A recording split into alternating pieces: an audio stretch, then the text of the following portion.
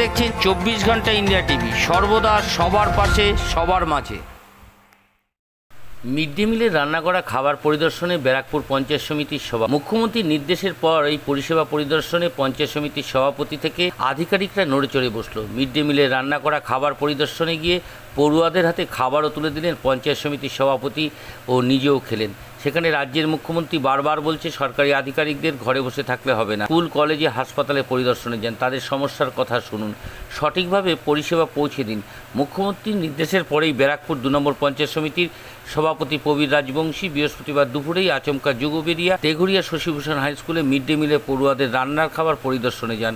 রান্না করার খাবার পড়ুয়াদের নিজের হাতে বিলিও করেন। খাবারের গুণগত মান বিচার করতে নিজে আহারও করেন পড়ুয়াদের সাথে। তাতেই হতবাক বিদ্যালয়ের প্রধান শিক্ষক সহ শিক্ষিকারা। পঞ্চায়েত সমিতির সভাপতি প্রবীর রাজবংশী বলেন, বিদ্যালয়ের মিড ডে মিলের রান্না পরিদর্শনে গিয়ে রাঁধুনির সঙ্গে কথা বলি, পড়ুয়াদের নিজের হাতে রান্না করা ভাত, আলু সোয়াবিনের তরকারি পরিবেশন করি। রান্নার গুণগত মান পরীক্ষা করার জন্য নিজে পড়ুয়াদের সাথে খাবার খেলাম, খুব ভালো লাগলো, সুস্বাদু খাবার।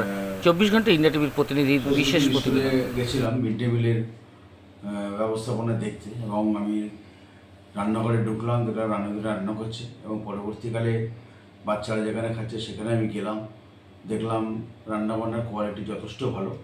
আজকে ওদের মেনুর মধ্যে ছিল ভাত, ডাল আর আলু সোয়াবিন দিয়ে একটা তরকারি করেছে, অসাধারণ তরকারি।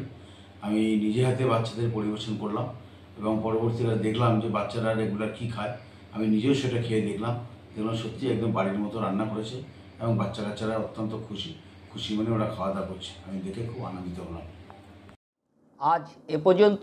সঙ্গে রাখুন 24 ঘন্টা ইন্ডিয়া টিভি, দেখতে থাকুন সব জেলার সব খবর সবার আগে 24 ঘন্টা ইন্ডিয়া টিভির পর্দায়। নমস্কার।